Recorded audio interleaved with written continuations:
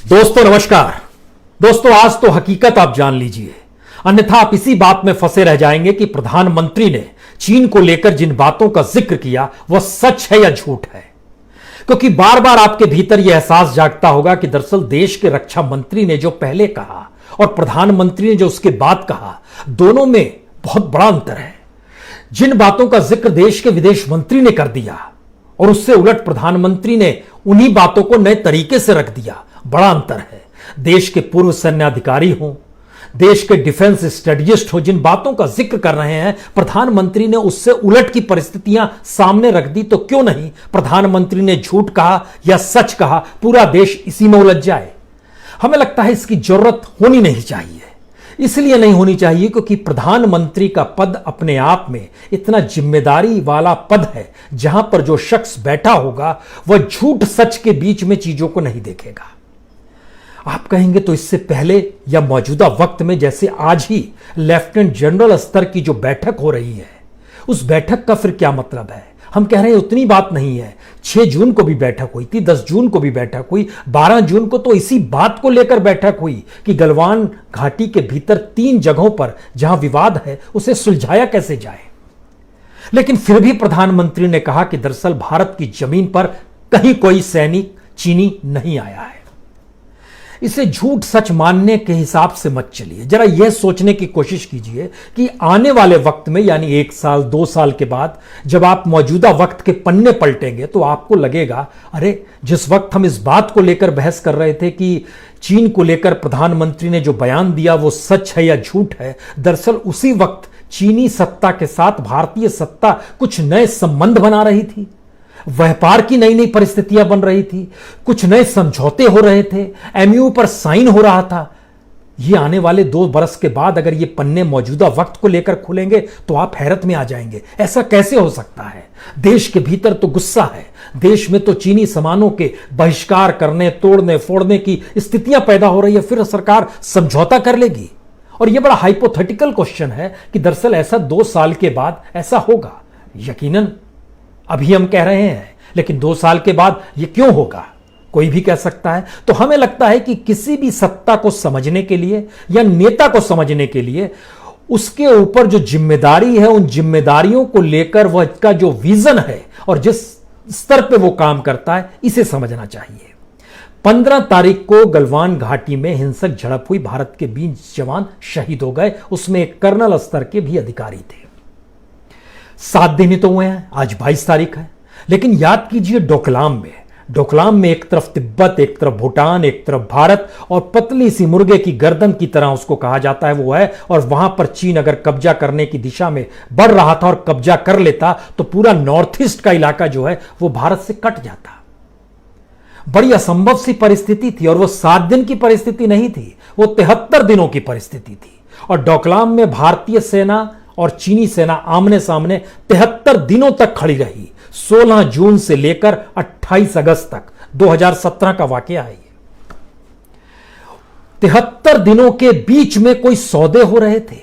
73 दिनों के बाद भी भारत सौदे दर सौदे चीन के साथ करता चला गया। उन 73 दिनों के दौर में भारत जिन कस्मों को खा रहा था, भारत से मतलब यहां राजनीतिक सत्ता है कि चीन के साथ व्यापार बंद करेंगे, चीन को छोड़कर अब हम आत्मनिर्भर बनने की स्थिति में आएंगे, और चीन को पता नहीं क्या उसके अल्टरनेटिव तौर पर हम क्या क्या रिश्ते बना लेंगे। तो 2017 को आज जरा पहले परख लीजिए, तब आप मौजूदा वक्त में इस झूठ और सच के खेल में नहीं फंसिएगा। आपके सामने कुछ फैक्ट्स रहने चाहिए।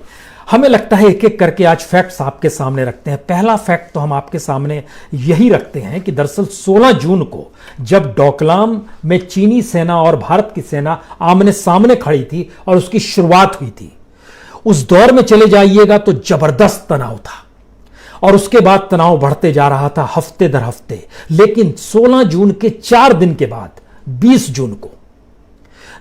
जून को चीन की एक बड़ी प्राइवेट कंपनी है ईस्ट होप ग्रुप, उसने तकरीबन $300 मिलियन की वो मैन्युफैक्चरिंग यूनिट लगाने का जिक्र किया। और वो कहां लगा रहा था? मुंद्रा बंदरगाह पर, Mundra SEZ, Mundra special economic zone, जो कि अडानी ग्रुप के पास है। यानी समझौता किसके साथ हो रहा था? ईस्ट होप ग्रुप जो चाइना का सबसे बड़ा प्राइवेट कंपनी है, मैन्युफैक्चरिंग यूनिट वो लगा रहा था, अडानी ग्रुप के साथ एमयू साइन हो रहे थे। बड़ी अजीबोगरीब परिस्थिति है, सीमा पर यह हो रहा था और बीजिंग में साइन हो रहा था। आप कहेंगे ये कौन सी स्थिति है? हमको लगता है कि कुछ और चीजें इसमें बतानी चाहिए। अडानी पोर्ट एंड एसीजेड के प्रेसिडेंट हैं अमित उपनेलचर और ईस्ट होप ग्रुप के प्रेसिडेंट हैं मैंग चैंगविंग। इन दोनों ने हस्ताक्षर किए थे एमयू पर। कब किए थे? 16 जून को डोकलाम में बात शुरू हुई और 20 जून को हस्ताक्षर हो रहे थे। ऐसा नहीं है कि उसके बाद स्थिति रुक गई है, हर बरस इस तरीके से हुआ है। अगर हर बरस की स्थिति में आए तो 24 अप्रैल 2018 में आइएगा तो वहां की एक बड़ी कंस्ट्रक्शन कंपनी है power construction corporation of China, उसने एमयू साइन किया था स्ट्रेटेजिक कॉरपोरेशन तरीके से अडानी ग्रुप के साथ किया था 23 अप्रैल 2018 को। और जो चाइना, उसको पावर चाइना कहते हैं, जो power construction corporation of China है, उसके जो असिस्टेंट मैनेजर थे डेंग जैंगो और भारत की तरफ से, भारत ना कहें अडानी ग्रुप की तरफ से जो चीफ एग्जीक्यूटिव ऑफिसर थे अडानी पावर ग्रुप से जुड़े हुए, वह थे विनीत एस जैन। उन्होंने साइन किए थे। उस साइन के भीतर में, यह साइन जो हुआ था ये पावर प्रोजेक्ट को लेकर हुआ था। पावर प्रोजेक्ट कहां बन रहा है? गोड्डा में बन रहा है। गोड्डा झारखंड का हिस्सा है। गोड्डा में जो पावर प्रोजेक्ट बन रहा है वो किसको बिजली सप्लाई करेगा? वो बांग्लादेश को करेगा। और इस साइकिल में जब आइएगा तो उस वक्त वहां पर जो एमयू साइन हुआ था वो पावर चाइना ने अडानी के साथ एक और समझौता किया था। एक तो पावर प्रोजेक्ट को था, दूसरा साइन था कि आने वाले वक्त में जो एक इकोनॉमिक कॉरिडोर बन रहा है, चाइना, बांग्लादेश, चीन, म्यांमार, भारत और म्यांमार, इन 4 देशों के बीच में एक इकोनॉमिक कॉरिडोर बन रहा है। इसको बीसीआईएम कहते हैं। बीसीआईएम माने बांग्लादेश, सी मतलब चाइना, आई मतलब इंडिया और एम मतलब म्यांमार। ये चाइना के कोनमेंग से निकलेगा, म्यांमार के मंडल्यान तक आएगा, उसके बाद वो भारत के जो मिजोरम और त्रिपुरा का इलाका है उसमें से घुस जाएगा वो बांग्लादेश में।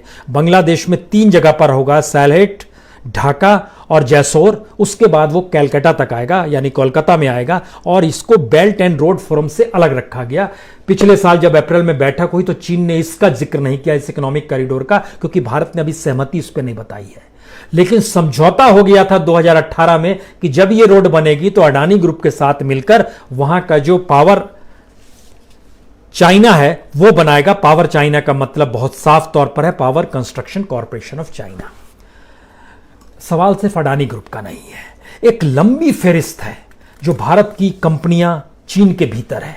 लेकिन उससे पहले हमें लगता है एक चीज और समझिए, डोकलाम की परिस्थिति 73 दिनों तक रही थी।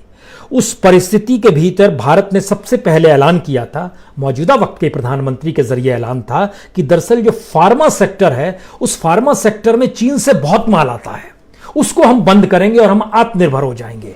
अब आप सोचिए 2017 में जब डोकलाम की घटना हो रही थी तब 818 करोड़ रुपए का माल चीन से भारत आ रहा था। और डोकलाम के बाद अभी की स्थिति में आइएगा तो बढ़कर हम लोग पहुंच गए हैं 1149 करोड़ पे, यानी लगभग 330 करोड़ रुपए का इजाफा हो गया। यानी जिस फार्मा सेक्टर में हमको आत्मनिर्भर हो जाना चाहिए था, चीन से माल को नहीं लाना था, वो बरस दर बरस बढ़ रहा है और बढ़ते बढ़ते 330 करोड़ बढ़ गया। सबसे बड़ी बात तो यह है कि जो एक्टिव फार्मास्यूटिकल इंग्रेडिएंट होता है उसमें लगभग 70% चीन से आने लगा, जो डोकलाम के वक्त में लगभग 60% आता था, 10% उसमें इजाफा हो गया। जो पेंसिलिन है वो 80% अब हो गया है, जो पहले लगभग 70-72% आता था। जो इजिथ्रोमाइसिन है वो पहले 80% आता था, अब 90% तक आ रहा है। यानी डोकलाम के बाद निर्भरता कम करनी थी, आत्मनिर्भर होने का जिक्र उस वक्त भी था, लेकिन हो गया उलट, माल आ रहा है। इतना ही नहीं, हमें लगता है कि ओवरऑल अगर आप बिजनेस भी देखिएगा, डोकलाम के समय जो बिजनेस था चाइना के साथ वो तकरीबन $60 बिलियन का था, जो कि मौजूदा वक्त में बढ़कर 68 बिलियन हो गया, यानी 68 बिलियन हो गया, यानी $8 बिलियन उसमें भी इजाफा हो गया।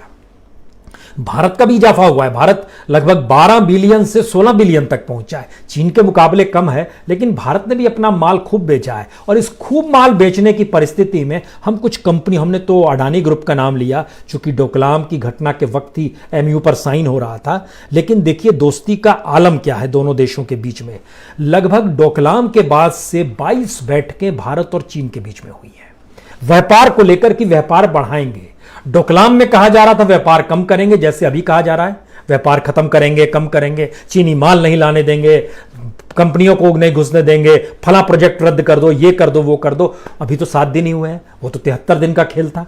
उस 73 दिन के बीच बाद में 22 बैठकें हुई हैं। 22 बैठकों का जिक्र नहीं करते हैं, सिर्फ पिछले साल की महत्वपूर्ण 6 बैठकों का जिक्र कर लेते हैं। 2019 में जो बैठकें हुई हैं, नई दिल्ली में 22 फरवरी को बैठक होती है joint working group and skill development की, दिल्ली में बैठक हुई। उसके बाद बीजिंग में बैठक होती है 7 मई को, वर्किंग ग्रुप ऑन फार्मास्यूटिकल्स यानी फार्मा सेक्टर को लेकर फिर होती है कि हमको किसी भी रूप में, बड़ी तादाद में फार्मा कंपनियां भारत की चीन में हैं, हम उस पर भी आते हैं। फिर उसके बाद सितंबर में 7 और 9 सितंबर में न्यू दिल्ली में एक स्ट्रेटेजिक इकोनॉमिक डायलॉग होता है दोनों देशों के बीच में। 25 सितंबर को नई दिल्ली में एक 9th फाइनेंशियल डायलॉग होता है दोनों देशों के बीच में। 18 नवंबर को JWG यानी ज्वाइंट वर्किंग ग्रुप दोनों बैठता है सर्विसेज को लेकर, इस क्षेत्र में दोनों कैसे मिलकर काम करें, यह 18 नवंबर को होता है। और 29 नवंबर को, 28 और 29 नवंबर को वुहान वही शहर है जिसका जिक्र बार बार मौजूदा वक्त में कोविड-19 को लेकर हो रहा है। वुहान में नीति आयोग की बैठक होती है वहां के development research centre of China के साथ। यह सिर्फ 2019 की स्थिति हम बता रहे हैं, उसके बाद तो मान लीजिए आवाजाही रुक गई है इस दौर में, लेकिन 22 बैठकों में 6 बैठकों का हमने सिर्फ जिक्र किया है। अब जरा समझने की कोशिश कीजिए कि डोकलाम के बाद ही RBI ने बैंक ऑफ चाइना को इजाजत दे दी, कि लाइसेंस दे दिया कि वो भारत आकर बैंक खोल ले। और इससे पहले मनमोहन सिंह के दौर में ICBC यानी industrial and commerce bank of China जो था 2011 में इजाजत दी गई थी, उसके डोकलाम के बाद उसकी ताकत देखिए, उसने फिर बोला हम दूसरा ब्रांच खोलना चाहते हैं नई दिल्ली में। अभी तक उस पर मोहर लगी नहीं है, लेकिन उसको रद्द भी नहीं किया गया है कि हम नहीं देंगे। यानी आज नहीं कल दूसरा बैंक दिल्ली में भी खुल सकता है, industrial and commerce bank of China. इसके बाद देखिए कि जितनी बड़ी तादाद में चाइना के जो टूरिस्ट थे, चीनी टूरिस्ट, वो जो भारत में आए, उनकी तादाद 2018 में थी 2,25,000। भारत बड़ा खुश हो गया इससे। तो भारत के जो राज्य मंत्री थे पर्यटन के, KJ अल्फांस हैं, वो उसके बाद चीन गए और उन्होंने 3 जगह रोड शो किया, ये बताते हुए कि भारत के इसी शहर में घूमने आइए। वो चीन के जो 3 शहर थे उसमें बीजिंग था, उसमें वुहान भी था, शंघाई भी था, गुंजाहू भी था। हमारे पर्यटन राज्य मंत्री वहां पर रोड शो कर रहे थे कि आप भारत में आइए, पर्यटन को बढ़ावा दीजिए और आप लोग के लिए हम सब चीज देने को तैयार हैं। ये पहली एक स्थिति साफ होती है। दूसरी स्थिति आइए, हर सेक्टर में, एक तो फार्मा सेक्टर का हम जिक्र कर रहे थे, उसके बाद आइए ऑयल एंड गैस सेक्टर में दोनों देशों ने अक्टूबर 2018 में पेट्रोलियम सेक्रेटरी गए, एक समझौता किया, बीजिंग पहुंचे थे और उनके मंत्री फरवरी 2019 में भारत आए। तो पेट्रोलियम के क्षेत्र में समझौता आगे बढ़ता है। फिर डबल टैक्सेशन और एविडेंस एग्रीमेंट जो है ये हुआ था 1994 में, लेकिन उसकी मियाद थी वो पूरी हो रही थी, लेकिन उसको नए तरीके से मई 2018 में फिर साइन कर दिया गया और कर दिया गया ठीक है, अब डबल टैक्सेशन में भी हमारी सहमति हो गई। इसका मतलब यह हो गया कि किसी भी प्रोफेशनल को कोई मुश्किल ना हो, इसके लिए सोशल सिक्योरिटी एग्रीमेंट एक किया गया। यह तो पिछले दिनों ही किया गया, नवंबर में किया गया। यानी प्रोफेशनल्स जो हमारा काम करते हैं एक दूसरे के देश में, उनको हम लोग सोशल सिक्योरिटी देंगे। यानी चाइना का कोई अधिकारी अगर भारत में काम कर रहा है, हम अपने यहाँ के प्रवासी मजदूरों को कोई सोशल सिक्योरिटी नहीं देते हैं। हमारा पूरा अनऑर्गेनाइज सेक्टर जो है प्रवासी मजदूरों से जुड़ा हुआ, और इस देश के भीतर में अनऑर्गेनाइज सेक्टर के भीतर उसमें लेबर्स की तादाद तकरीबन 45 करोड़ है। हम किसी को भी सोशल सिक्योरिटी नहीं देते हैं, लेकिन चीन के साथ सोशल सिक्योरिटी का समझौता हो गया। यह हुआ है 13 से 15 नवंबर 2019 बैठक हुई और उसके बाद मुहर लग गई उस पर। इसके बाद जो मेट्रो, हम लोग क्या आगे बढ़ना, मेट्रो रेल के डिब्बे जो हैं वो चीन से आने लगे। नागपुर में जो चलता है मेट्रो रेल, उसमें चीन के ही डब्बे लगे हुए हैं। समझौता है अलग अलग देश राज्यों में दिया जाएगा, चीन के डब्बे बनकर आएंगे और वहां पर भारत के बाकायदा जो रेल के अधिकारी हैं, 320 ऑफिसर्स हैं, उनको ट्रेनिंग के लिए भेजा गया चीन। इसी दौर में डोकलाम के बाद की सारी स्थिति है साउथ वेस्ट जियागो टेक्निकल यूनिवर्सिटी है शेंडोंग में, वहां पर दिया गया। अब आप सोचिए कि चीन की 100 से ज्यादा कंपनियां भारत में हैं, भारत की कंपनियां भी चीन में होंगी। हमने अडानी ग्रुप का जिक्र किया, इसमें रिलायंस ग्रुप भी आता है जिसकी कंपनीज चीन में है, और एक लंबी फहरिस्त है। सवाल इन कंपनियों का नहीं है, doctor Reddy's laboratories, Aurobindo pharma, matrix pharma, Bharat force, NIIT, उसमें देखिए कंप्यूटर के क्षेत्र में या टेक्नोलॉजी के क्षेत्र में देखिए NIIT, इन्फोसिस, TCS, एप्टेक, विप्रो, ये सभी चाइना में है। Mahindra and Mahindra, SL packaging, Suzlon Energy, Reliance Industry, Mahindra and Mahindra, Tata Sons, Binani Cements, Sundaram Fasteners, ये सभी कंपनियां चीन में भी हैं। अब जब इन कंपनियों पर आंच आएगी, अगर समझौते टूट जाते हैं तो इनका एक दबाव होगा सरकार पे। सरकार कैसे करेगी? और क्या ये इस दौर में बिजनेस नहीं कर पा रहे होंगे? सरकार ने जो ये कहा है कि FDI पड़ोसी देशों पे जो आएगा सरकार की निगरानी में होगा। हमारे पास भी जानकारी और सरकार के पास भी जानकारी होगी कि आपको जानकर हैरत होगी, इस देश के भीतर में दर्जनों नहीं बड़ी तादाद में बहुत सारी कंपनी ब्यूरोक्रेट्स के जरिए किसी तरीके से मोहर लगवाना चाहते हैं कि चीन से हम FDI ले सके। यानी भारत ने रोका नहीं है चीन के FDI को, कहा है कि सरकार के नियंत्रण में होगा, निगाहों के तहत होगा, तो उस निगाह को लेने के लिए अब FDI आएगा। इसके मतलब कई हो सकते हैं। इसका मतलब यह हो सकता है कि आपने सीधे रोका नहीं है तो एक रास्ता खुला रखा है। इसका दूसरा मतलब हो सकता है जो FDI लेगा वो जाहिर है कुछ कमीशन देगा, करप्शन यूं ही तो नहीं आता है, तो ब्यूरोक्रेट्स की भूमिका उसमें बड़ी हो जाती है। और भारत मौजूदा वक्त में ब्यूरोक्रेट्स के जरिए चल रहा है, क्योंकि इस देश के भीतर में किसी भी पॉलिटिशियंस की क्या हैसियत है, किसी भी मंत्री को देख लीजिए, उसके कद दायरे, उसके बयान, उसका अपना मंत्रालय को लेकर काम, निर्णय, आपको कुछ भी नजर नहीं आएगा। आप कहेंगे ये वाकई आप सही कह रहे हैं, जो स्थिति आ गई है। लेकिन अगर ये सारे समझौते होते चले जा रहे थे और इतनी बड़ी तादाद में अगर उस दौर में हो रहे थे, तो मौजूदा वक्त की कॉपी जब 2 बरस के बाद खुलेगी तब क्या होगा? हमें लगता है कि मौजूदा वक्त में पता नहीं क्यों, याद कीजिए 1961-62 संसद के भीतर अक्साई चीन का मामला उठा था। अक्साई चीन का जब मामला उठा तो उस वक्त नेहरू ने कहा कि दरअसल वह एक बंजर जमीन है जहां घास तक नहीं उगती। और आपको जानकर हैरत होगी, उस वक्त भी कांग्रेस के भीतर के एक सांसद खड़े हो गए, महावीर त्यागी थे। महावीर त्यागी वही थे जो 5th फाइनेंस कमीशन में चेयरमैन भी रहे थे, और उनका नेहरू फैमिली से अच्छा रिश्ता था। उनका जेपी आंदोलन में भी भागीदारी थी। उनकी मृत्यु 1980 में हुई है संभवतः। ये महावीर त्यागी जो थे ये खड़े हो गए और उन्होंने कहा कि मेरे सिर पर एक बाल नहीं उगते हैं, तो क्या मेरे सिर का कोई कीमत नहीं, मेरे सिर की कोई मत, मैं अपनी गर्दन कटवा दूं? पार्लियामेंट के भीतर दिया गया। इतना ही नहीं, जब चीन के साथ युद्ध हुआ तो ठीक उस समय, उस दौर को याद कीजिएगा, तो उस समय नेहरू ने संसद के भीतर कहा था, हम अपनी 1 इंच जमीन भी चीन को नहीं देंगे। उस वक्त भी कांग्रेस से जुड़े, प्रजा सोशलिस्ट पार्टी से जुड़े हुए थे, हरि विष्णु कामत होशंगाबाद के सांसद थे, और उन्होंने पूछा था कि आपके नक्शे में 1 इंच कितने मील के बराबर होती है। हमें लगता है कि ये सारी परिस्थितियां बतलाती है कि भारत कैसे धीरे धीरे डाइल्यूट करता चला गया। और जब ये डाइल्यूट कर रहा है भारत, ऐसी परिस्थिति में एक व्यक्ति ही जब इतना महत्वपूर्ण और सब कुछ हो जाएगा, तो फिर वो व्यक्ति झूठ सच के आईने में मत देखिए उसको अब देश के आईने में देखना शुरू कीजिए कि देश के साथ क्या हो रहा है। क्या देश में वाकई किसी सैन्याध्यक्ष की मौजूदा स्थिति में आप उस रूप में देख पाते हैं जैसे आप एक वक्त जनरल मानेकशॉ को देख पाते थे 1971? हम आपको एक वाकया सुनाना चाहते हैं आखिर में। 29 अप्रैल 1971 इंदिरा गांधी ने एक इमरजेंसी मीटिंग बुलाई थी, और उस मीटिंग में उस वक्त के फाइनेंस मिनिस्टर यशवंत चौहान थे, उस समय डिफेंस मिनिस्टर थे जगजीवन राम, उस समय कृषि मंत्री थे फखरुद्दीन अली अहमद, और विदेश मंत्री थे सरदार स्वर्ण सिंह, और इसके अलावे उस वक्त सेनाध्यक्ष जनरल मानेकशॉ को भी बुलाया गया था। वो डॉक्यूमेंट हमारे सामने है। उसमें इंदिरा गांधी ने उस वक्त पूछा कि एक रिपोर्ट आई है पश्चिम बंगाल के तत्कालीन मुख्यमंत्री की तरफ से, और उन्होंने कहा कि सिद्धार्थ शंकर रे, अगर आपके जहन में आ रहा होगा तो, एक रिपोर्ट उधर से भी आई है। उन्होंने कहा है कि स्थिति बिगड़ी हुई है और गहरी चिंता है, तो क्यों नहीं हम बिना कुछ गंवाए हुए, I want you to march in East Pakistan. यानी इसका मतलब जनरल मानेकशॉ ने कहा इसका मतलब जंग है मैडम। तो इंदिरा गांधी ने बड़े जोश से कहा जी जो भी हो, मुझे इस समस्या का तुरंत हल चाहिए। तब मानेकशॉ मुस्कुरा कर जानते हैं क्या कहा उन्होंने? आपने बाइबल पढ़ी है? अब इस पर सरदार जो थे शरण सिंह साहब वो गुस्सा गए। उन्होंने बोला क्या कह रहे हैं, बाइबल की क्या जरूरत है यहां पर जिक्र करने की? उन्होंने कहा कि बाइबल इसलिए क्योंकि पहले अंधेरा था, ईसा मसीह ने कहा था उन्हें रोशनी चाहिए और रोशनी हो गई। तो बाइबल में जो चीजें आसान होती है उसका मतलब ये नहीं कि मुझे जंग चाहिए और मैंने जंग कर दी।